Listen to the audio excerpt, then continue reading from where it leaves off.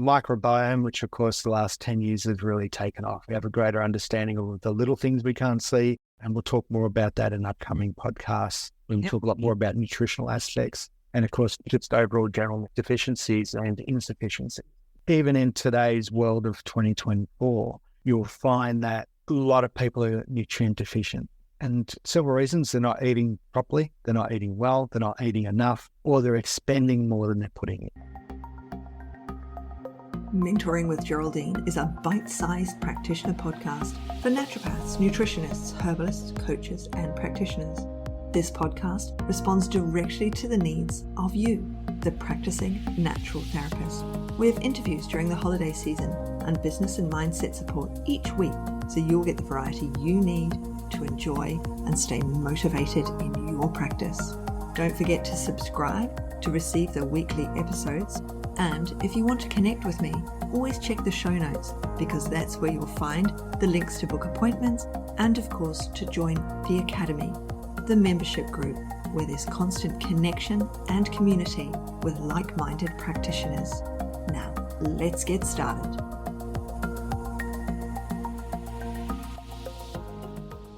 Hello, everyone, and welcome to Mentoring with Geraldine and the Bite Size Podcast. How the devil are you?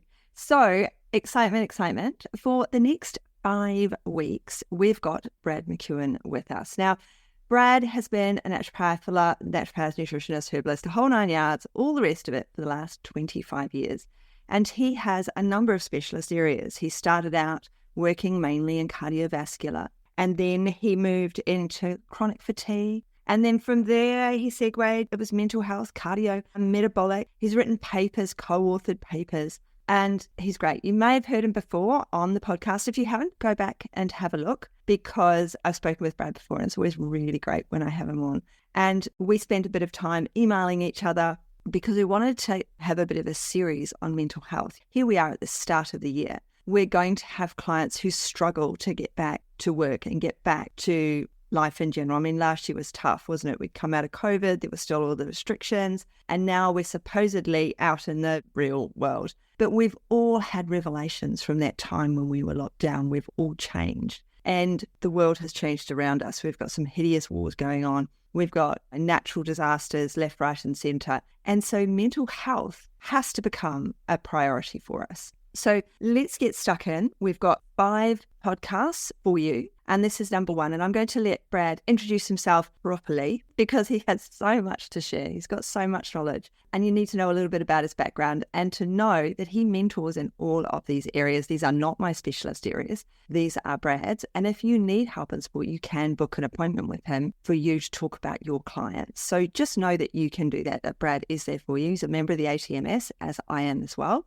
He's a fellow. We're both fellows, aren't we? And so he knows his stuff. He's full-time at this. He knows what he's doing. And so it's fantastic. Thank you so much for giving me some of your precious time, for giving all of us some of your precious time to share all of these insights over the coming month with us. So please introduce yourself and tell us a bit about you. Thank you for the wonderful introduction so far, Geraldine. I'm very excited about being on this podcast because it's a new year, a new topic, a new avenue for a lot of people. And January is already setting itself up to be very exciting, including a series of podcasts. Mental health is a very big issue. We'll be spending this whole month just discussing it, and we can probably spend a whole year's worth of information going through it. So just a bit of a brief background again on myself. Dr. Brad McEwen. I have a PhD at the University of Sydney. I'm a naturopath, herbalist, nutritionist, and this month I've celebrated 25 years of clinic, which is very exciting, milestone for anyone.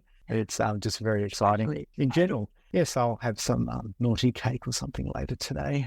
Just I won't mention that live, not at all. So just going through, and we're discussing online beforehand. I had the pleasure at the end of 2023 having a couple of co-authored papers come through. One specifically on nutrition and lifestyle medicine, on mental health, focusing on depression, and the other paper focusing on sort of the causes and the background of depression. And I'll provide the information of that so Geraldine can send that out to everyone later on to have a bit of a read. It's a lot of information for us to go through. So we'll have that in the show notes along with the links to be able to book in with Brad as well. So they'll be in the show notes of each episode, so you can check out the papers and you can check out how to contact Brad. So yeah, So with holistic mental health, you've been working in this area for a long time. You've sort of segued into it. How did the flow happen from cardiovascular, where you started, to where you are now? It's a very good question to start with. It's very interesting how things start. So I was always interested in matters of the heart, so cardiovascular disease.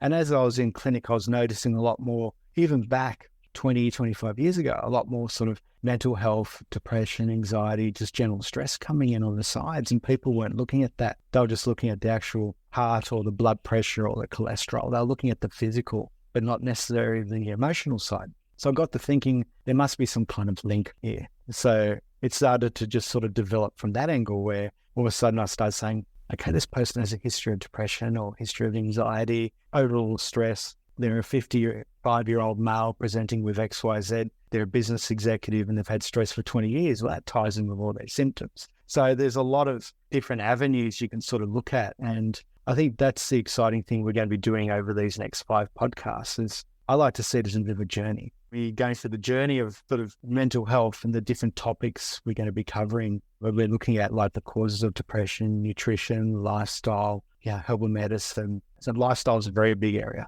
So looking at meditation, mindfulness, etc. So there's quite a few big areas we're going to be looking at, because I just do see it as a journey with most mental health conditions, but just general health in general. You'll find that there's a journey from beginning, and let's go back in a timeline kind of effect, to where things happened along the timeline, and then focus on what's happening now. Because people always think about, I've got a person presenting in front of me with XYZ symptoms, for example, but we can actually treat someone for the future, as in like preventive healthcare. We're focusing on the future, strengthening and helping that person deal with whatever's coming, but also go back onto the past and look at, okay, this person does have a history of XYZ. What can we do to actually improve that? Whether it's a digestion related, because we'll talk about serotonin later. So whether it's, digestive related, whether it's overall nervous system, they may have had a shock, post-traumatic stress, something else like that happened in the past, which could be greatly affecting them now, but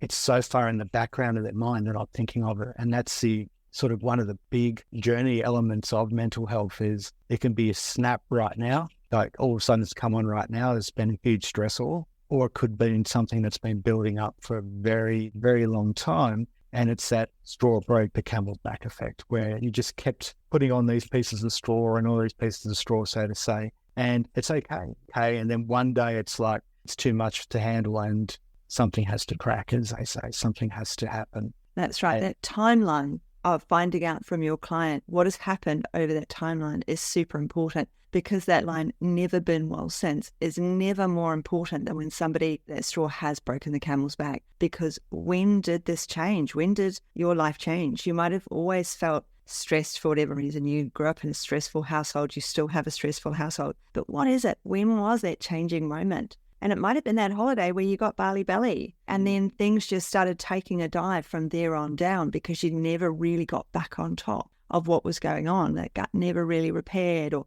something, somebody died, something happened.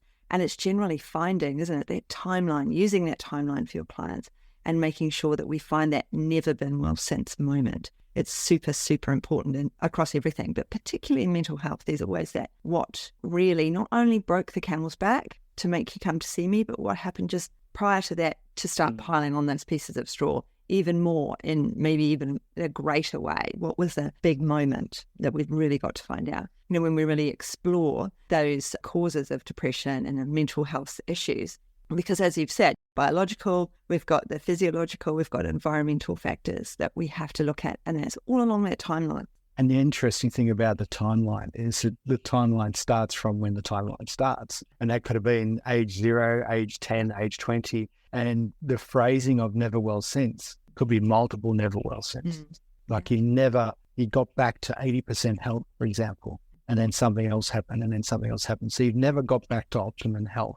And that's something as a naturopath, nutritionist, etc., that's what we look at is, not just treating the cause and the symptoms, etc. It's optimizing health, and how can we build upon those foundations and really improve someone's general health and well-being and sort of outlook on life. And that's the exciting thing of what we do. Absolutely. Let's really tuck in today. I mean, today's more about this overview And I know that you've got some really good points that you wanted to bring up about the overview. So, we've got the timeline. We're going to ask that client, we're going to delve in there, remembering that this person, especially if they're suffering from depression, probably can't have a long appointment with you. They won't do the hour and a half that traditionally people are doing, which I'm trying to get people to do an hour. They may be able to only tolerate like 40 minutes with you before they're so exhausted, like your person who has chronic fatigue. They can't handle a long appointment. You exhaust them, it takes them too long to recover. So it might be we have to have a number of repeated appointments, or we communicate with them in a different way to get more information. There's that session of emails with them to gain that timeline and that background from them, rather than having long appointments. So when we're asking some of these questions and we're looking at some of these areas, where do you look at first? Some of those lifestyle changes, perhaps, that we would delve into after that first appointment. So one of the first areas I look at is, again, with the timeline, is to sort of try and work out where everything started and where everything's gotten worse. And what I thought I'd do is just put together a couple of little points first. I've got some side notes on the side to try and help keep me on track, because I will go on track, which is where we do half our work, isn't it? So I will sort of look to the side a little bit from time to time. But the main facts I wanted to talk about is mental health and well-being is not just the absence of a health condition. Optimal health for us to get out there, enjoy life, be a family, work well, enjoy rest, have good sleep. It's the whole aspect of overall health. And people always say, oh, you can't see mental health, which is true, you actually can't. But you can see remnants of it when you're talking with someone. You can see different aspects. You could be on a street and the old story of the car backfiring and someone shudders, and it's like that shock sound. And it's not necessarily a person who's been in sort of the military. It's just that shock sound that makes a difference. And they're little things that you can pick up during a conversation with someone as well. You take note of the body language, and we'll probably do a podcast separately on in the future on taking consultations and body language and what to look for, because that's a very big thing, because a lot of people give a lot away without even telling you. They give you all these hints, and if you're busy writing down notes and doing stuff and not looking up, you miss everything. Yeah. So you need to look right at the person. That's a start. So I thought I'd talk about a stat that came through recently, and I have to get the numbers right. Between 2020 and 2023, so last year, 42.9% of Australians aged 16 to 85 experience a mental health condition. They said that sometime in their life or that year, because the stats are quite high. And then you think about it, that time period, of course, was during COVID, isolation. The timing of it was perfect for us to look at the stats. But what you'll find is there's normally anywhere between sort of 3 to 5 year periods. So this rolls back. They've been doing this for a very long time. And I found that statistics are nearly half the people that you'll meet have had some kind of mental health. Yeah, I'll use the word issue. It's not a condition, it's not an issue. It's not really a right word for it, is it? Yeah. But people know what we mean when we talk about this, that they've had some kind of mental health change during the last few years. And that's a very big deal, like people going from hustling down to sitting in their chair at home doing nothing because they couldn't go out. That was the big deal, big change. And that's something I want to remind everyone about, is whenever we look at statistics and look at all different numbers, we need to take into account the world at the same time.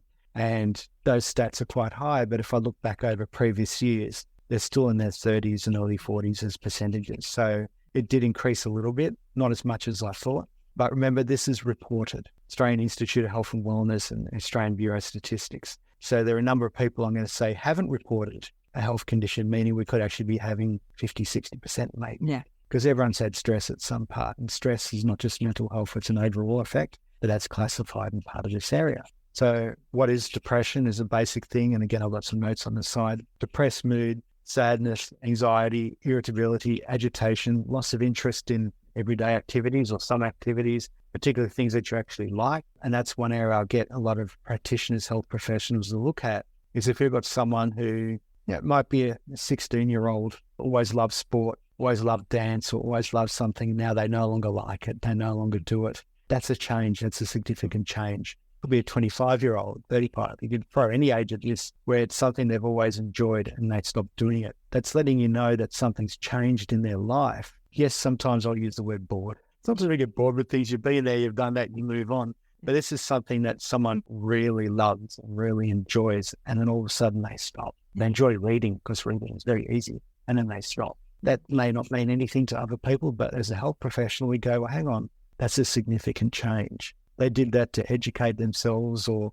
it's a novel or something else like that, and they've changed something. That's quite a big part. And of course, you've got the insomnia or hypersomnia, where there's a lack of sleep or too much sleep. They don't get out of bed. Later on, we talk about stress. I always say to people, it's always good to be 6 out of 10 for stress, which sort of might sound a bit weird, but when we talk about stress later on, people understand. 10 out of 10 puts you into bed, for example, and 0 stress keeps you in bed because there's no sort of emphasis to get up. So that's the kind of area we need to look at. You need to sort of have that little bit of eustress, that positive stress on the body, keep you going, because that's how things grow and develop. People go to the gym, they put extra stress on their muscles when they lift heavier weights for them to grow.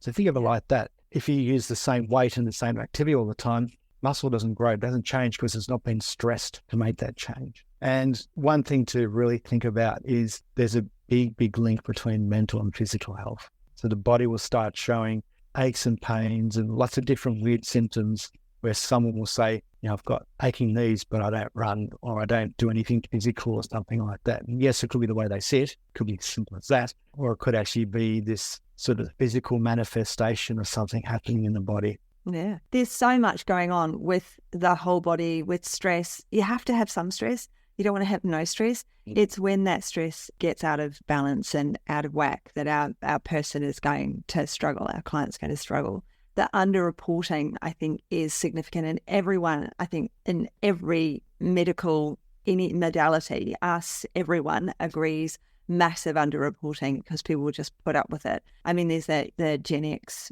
all of the reels and TikToks and all the rest of it are about Gen X just putting up with everything because no one's going to listen to them anyway. So if that's true about everyone of my generation, then that means it's massively underreported because they'll just put up with things. And it's significant as well, the stopping of doing things when you were talking about that. I noticed it particularly with my elderly mother. So she was put on Instagram, not herself. The things she's put on Instagram are bits of wall and floor and things like that. She's accidentally taken a photo and uploaded it. But she followed all her grandchildren and everybody else. And suddenly I went to visit her and I was like, oh, Mum, go onto Instagram. She said, oh, I can't remember the password to get in. Oh, it's not charged. So she had all of these fallback positions, all of these covering statements, whereas in actual fact, she'd forgotten how to do it. Right? She's got dementia and she was covering her dementia really, really well. And so she was writing notes about her day. So when we phoned her, what have you been up to, Mum? She'd look at her notes. What did I do today? So she's covering all these things, but things like, oh, it's not working. And then so you make it work, you put it in front of her and she does nothing. You've actually forgotten how to do this. Oh, do you want to read? Oh, yes, now this is a good book, but stopped reading. All of those things, those are things that we can see if we take the time to notice. These are the big changes that she was covering for herself as her dementia got worse and she wasn't able to cope with things. She was covering. Now, lots of people were missing that. My sister was like, oh, no, she's just lost the power cable. No, you get it working, put it in front of her and you'll see what I'm talking about. Oh, yeah, she can't do it. So those are those changes you were talking about. And those are changes for dementia that can happen with Alzheimer's at a much younger age. It can happen with your depressed person because they haven't got the energy even to turn the page of a book, to lift the phone up. They just don't want to do it. The thought of opening social and the trauma of what you're going to come across when you open social media, it can be too much for them. So these are all significant changes for people that we need to ask others about or notice when we're looking at someone and we ask those questions. So really good points that you've been bringing up. Thank you. And you just made me think about, I was reading a paper many years ago and it was published around World War II time, so in the early 1940s. And they were doing research in the area. Of course, Europe was not going too well at the time. And they were researching countries nearby the war zone. And they were working out their stress levels were very, very high. Their blood pressure was very high. They had lots of symptoms because the fear of the anxiety of the war, everything happening was just across a border that's a line in the sand kind of thing. So that's another thing. It's that anticipation of the stress and everything going on. And no one thought about that. They were just doing normal medical health checks nearby, for example, and that's what they noticed. And then, of course, they're looking at the people in the war zones themselves and they've got a lot of stress. So it just makes me think about, is your stress nearby and you've picked it up kind of thing. So it's not always the stress that you have. It could be the stress around you. It could be a workplace stress where you're good, you're fine, your position's good, you're working well, but there's a stressor at work and that's causing a problem. Someone else may be stressed. So there's a very old saying, a problem halved is a problem solved. Everyone's heard that. I then ask the question, but whose problem was it to start with?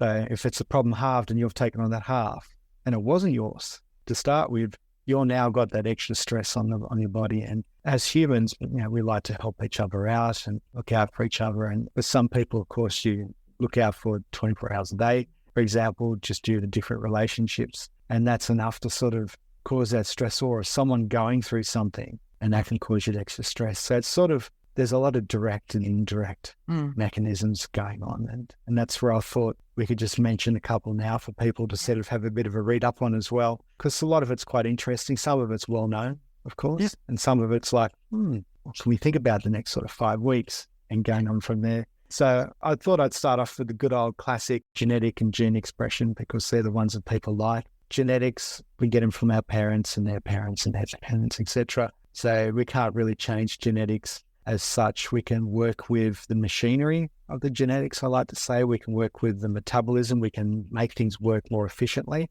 but the gene is encoded. It is what it is. And one of our favourites we talk about, of course, is the MTHFR gene polymorphism. Everyone's heard of this. If they haven't, you're going to now. Betaline tetrahydrofolate reductase, it's quite a long word, so MTHFR. And we sometimes call it the mother-father gene because we actually get it from both. So all your genes are from both people. And I was reading a paper recently where they said there's an increase in the percentage of people with this gene. And I'm like, well, yes, because if your grandparents and then your parents and then you have this polymorphism, and a polymorphism means the gene's not working properly. That's the short version of what I can say.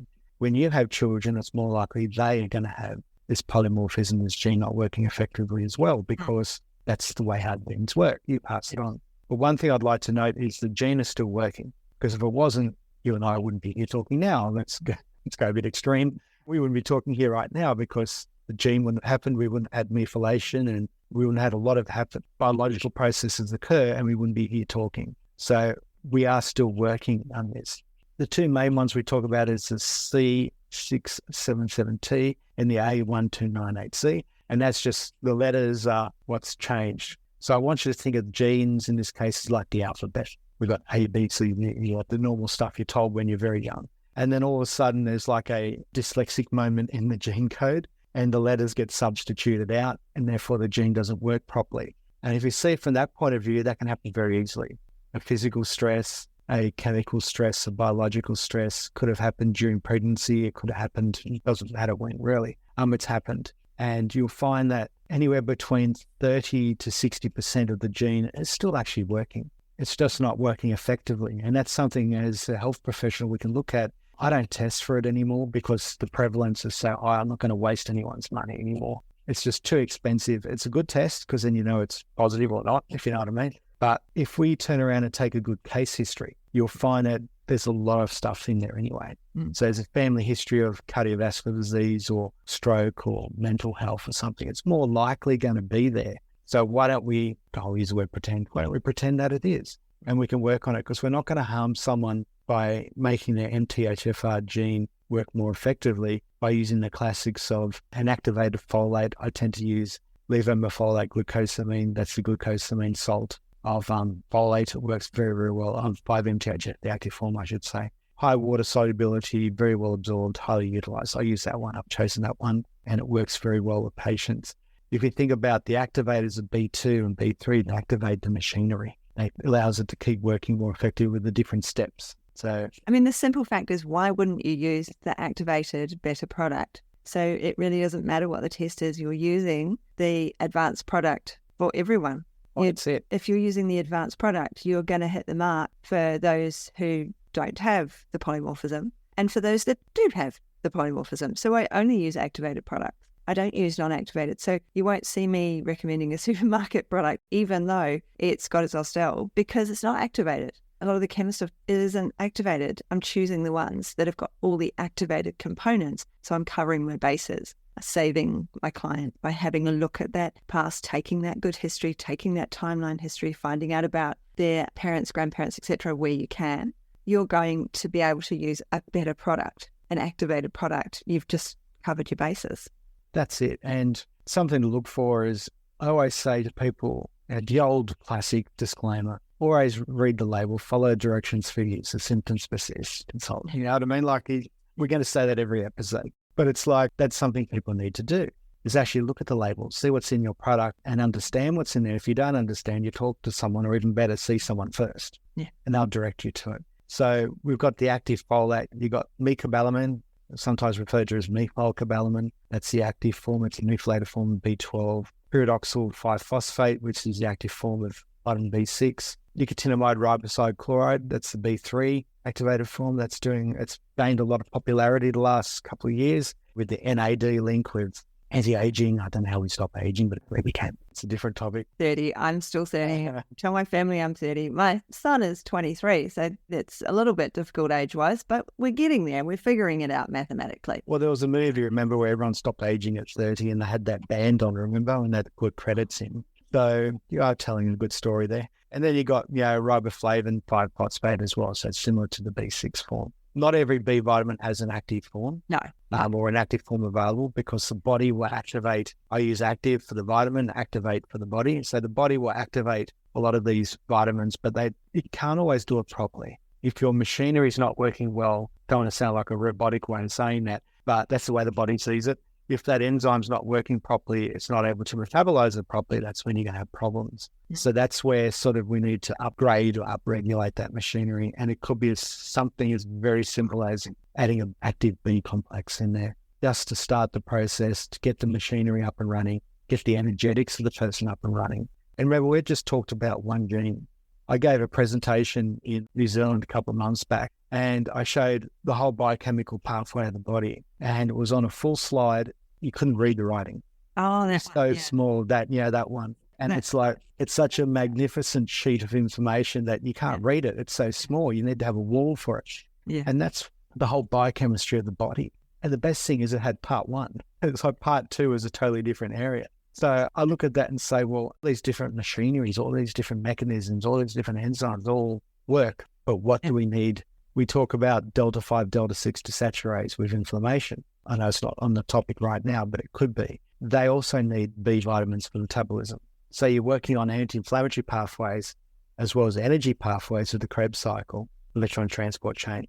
And then you're working on the MTHFR all at once. Yeah. So you can be very targeted with your nutrients and your herbs and everything, but then at the same time have a holistic view of what you've just done because you've worked on more than one pathway at once. And that's where we do very well as health professionals. You can target certain areas for health, and then what are your sub-targets? What else is happening at that time? And that was just an example of just one enzyme pathway we've been spending a bit of time on now chatting about. It's so simple to lose track by just talking about one. But then when you see where it sits, methylation, detoxification pathways, all these different things it's involved with, nervous system, liver health, brain function, homeostatic metabolism. There's so many different areas that it's involved with. You can see why it's so important to have this gene working more effectively to then allow the rest of the body to cope more effectively. Yeah. One pathway can, many roads kind of thing. We've talked about that MTHFR. So what about some of the other lifestyle changes or modalities that we can use to support our clients? Because, we should be sharing our clients. As I said right at the beginning, I don't see people with cardiometabolic problems or stress I do, with depression and these more severe mental health issues. I share them. I pass them on.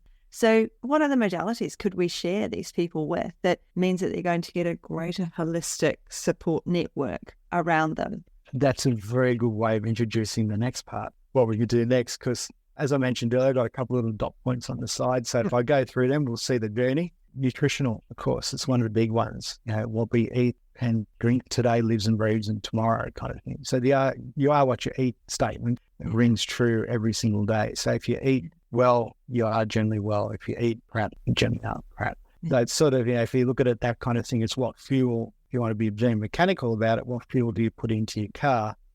Helps its performance or hinders its performance if you put the wrong fuel in. So when we look at nutritional aspects, we're looking at one carbon transfer metabolism, which is your methylation, tryptophan pathway. So tryptophan's in our nuts and seeds and animal products. But if we have a B3 deficiency, we don't shuttle that properly and doesn't go anywhere. It's transported and metabolized to serotonin. So if we have that working effectively and metabolizing it, we end up with a proper metabolism of serotonin and utilization. If we don't, it goes down the carotene pathway and doesn't get metabolized properly, and you miss out on that serotonin link. And that's just simple as having a broad spectrum of nuts and seeds, legumes, and if you have chicken and fish, white meats, etc., chicken, red meats as well, you can spread it out across the diet very, very easily. And if you have some B3 with it, which is also in the same foods, funny enough, that will help you metabolize it more effectively. Homocysteine, we've talked a lot about that since 50, 60 years or something like that. Homocysteine's around. I see it as a bystander. On its own, it's just transporting cysteine, methionine. It's a shuttle bus. It just drives around the body and just sort of does its thing. But when it gets too high, you'll find it's always involved in inflammation, oxidative stress, versus carrying the wrong passengers on the bus and they're rioting or something like that, leading to the damage to the cells. That's the way I see homocysteine. It doesn't always cause the problem, but it's generally found there. So they're the rioters causing lots of problems with that inflammation. The microbiome, which of course the last 10 years has really taken off. We have a greater understanding of the little things we can't see, and we'll talk more about that in upcoming podcasts. We'll talk a lot more about nutritional aspects and of course just overall general deficiencies and insufficiencies. Even in today's world of 2024, you'll find that a lot of people are nutrient deficient. And several reasons: they're not eating properly, they're not eating well, they're not eating enough, or they're expending more than they're putting in. And that could be the business executive that's frying their brain with information versus the labor outside fixing our roads or building housing, etc. So nutritional deficiencies can be caused by those three elements. And in some people, it's all those elements. You can see someone, they're drinking a soft drink, for example, for breakfast. That's their breakfast. And then they go outside in the heat and they're building and they're doing stuff and it's not really helping them nutritionally. They may feel good because they get a caffeine hit, sugar hit or something else like that, but it's not really fueling the right flames, the mitochondria. It's not allowing their energetic pathways working. It's fueling the fires of inflammation instead. And that's a very sort of a good area we work in, but it's an area I'd prefer not to work in because it shouldn't be happening in the first place. It's funny about what we do as health professionals. Sometimes we don't want to see certain things because it really shouldn't be happening, but we see it every day. Neurological, of course, nervous system takes on a lot. I'm always fascinated, and I was fascinated from when I was very young, of how the body works. You did those classes in primary school, etc., how things work.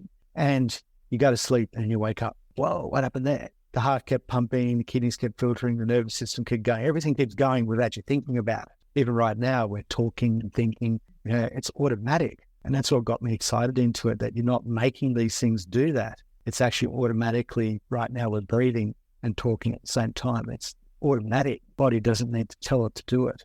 And that's a neurological link. That's a fascinating element of health where these things work well and then they don't work well. The areas that we look at, gut-brain axis, they're putting together that digestive gut axis, nervous system, brain function, serotonin, like it's all this whole area that, we've always, as naturopaths, nutritionists, always sort of worked on the gut first, and a lot of people didn't always know why. We knew there was something, and then over time we learned more with the science. You got Hippocrates saying all disease begins in the gut, which I think is a little bit extreme as a statement, but that was a couple of thousand years ago, so we can say that now. But if you think about it, if you do work on the digestion, the assimilation, the metabolism first, and then work out. So sometimes going back to what we were talking about earlier, as a general tip, first appointment, you may just have a look at their diet and break it down and do that just quickly and get them back in a week, for example. Don't have to wait 2 weeks, a month or anything, and that cuts down the appointment times. There's more frequency, but less time at each one. As a good start, just to sort of say, right, here's the diet, this is what's happening, and this is the foundations of what we need to do next. And then from there, we can actually play a big role for, okay, there's the chippy chips and carbs and everything else like that. What else is happening with this person's diet and whatever elements are they actually working with? And that's how they're eating.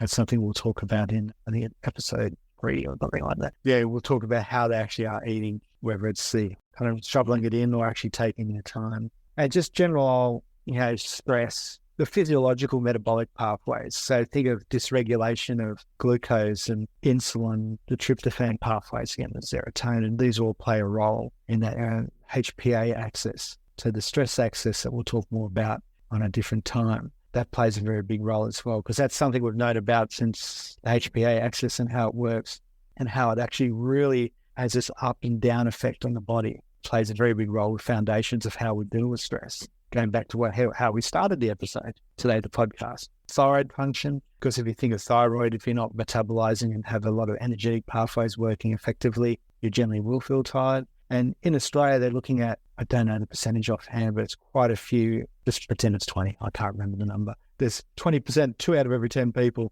have some kind of thyroid imbalance, just based on their life. They're not getting enough sleep, they're not eating well, they're not eating the right nutrients, they're deficient, etc. And it's just hidden by not feeling tired. So some of these symptoms are just saying, I'm not feeling tired, but there's actually a bigger signpost saying, hang on, stop there, it's more to it than that. General stress, which we'll talk more about later. Socioeconomic factors, everyone worries about money. It's an automatic now in my business, which money's a factor. I don't need to ask, it's people's private business, but in your mind, you can always think about most people are struggling with just different inflation and loan deposits and anything else like that, rent repayments, I should say. That all these elements are just playing in the background. So people can't always afford everything they need. And if they're coming to see you as a health professional, they've actually gone without something first a lot of the time to come and see you. So we should always take that into account. Oxidative stress, inflammation, all these sort of background firing kind of things happening. And then it's very interesting how each one of these, I just keep thinking, singly, they're not good. Together, they're worse. And all together, it's like a volcano. And it's too much all at once. And that's where some people will come and see you where that straw on the back road. And I had a patient many years ago that cancelled the first couple of appointments. And I'm like, well, most people would say, right, no more bookings, they haven't turned up or they've cancelled last minute. And I just kept doing it. I just kept allowing the appointment because I just felt, something wasn't right. And then one day when she finally arrived, her husband brought her in, and I'll use the word brought, but not carried her in, but sort of had his arm around her to bring her in.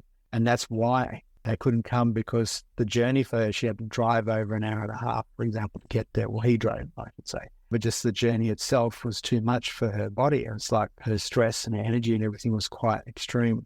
So I'm glad I sort of kept, booking her back in when the appointment came through. And it was a few appointments and you build up, and then he starts coming in. The husband was always with us because he was good, very good support actually. And then one day, it's like the 6th appointment, she came in. She was very, very excited. And I'm like, why? And she said, well, I used to be anxious going on the highway, so we used to drive the long way as well. So she drove longer. Well, he drove longer because the highway was anxiety for her.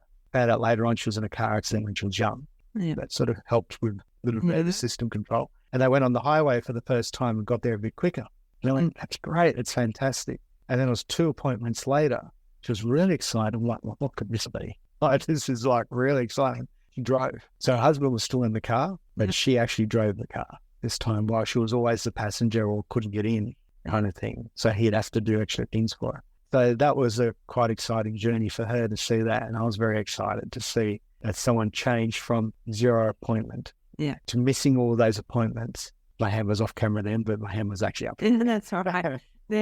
Missing all those appointments and sort of coming in, it's quite exciting to see. So I think what we might do is, on the note of that client, we might close today's podcast, because we are coming back and we're going to see you again next week. Either just listen to you on the podcast or, of course, on the YouTube channel, which is why you're referring to off screen in your hand. I think we might close it there because it's a brilliant story, and I think that can leave us all on a high. I've had clients like that too. And when you're starting out, seeing those clients coming back, you haven't had that necessarily yet. And that first time they come back and they just say, wow, I feel amazing. This has happened. And sometimes it's really small. That one, the first one, hey, we got to go on the motorway. And you might think to yourself, well, that's not a very big, but that's amazing for her. And that's incredible. And we need to congratulate these clients. And I need to put these words in here so that people get it. We never say, I'm so proud of you, because that means they're waiting for affirmation from someone else. When something like this happens, we say to the person, you should be so proud of yourself, because they get the affirmation from themselves. So just a little bit of wording right there at the end when that client does come in and say, wow, look at these changes, because we need to congratulate them, because we're helping them, but they're doing the hard yards at home. They're the ones who are changing the diet. They're the ones who are taking the supplements. They're the ones who are going outside in the sunshine. They're the ones who are making those momentous steps to get into the car or whatever it is. So thank you so much for today. It's absolutely brilliant. And I'm sure myself and everybody else is looking forward to next week's episode, when we will be digging that little bit deeper and looking at the vital role of nutrition itself in mental health. So I look forward to seeing you next week. Thank you so much for coming. Thank you. Thanks so much for joining me today. Don't forget to rate, review, and subscribe to the podcast for the weekly episodes. If you'd like even more support and learning, then the Academy is for you. Here you'll find part 2 of the herbal discussions, more clinical learning, and case studies to support your clients in practice. Bye for now.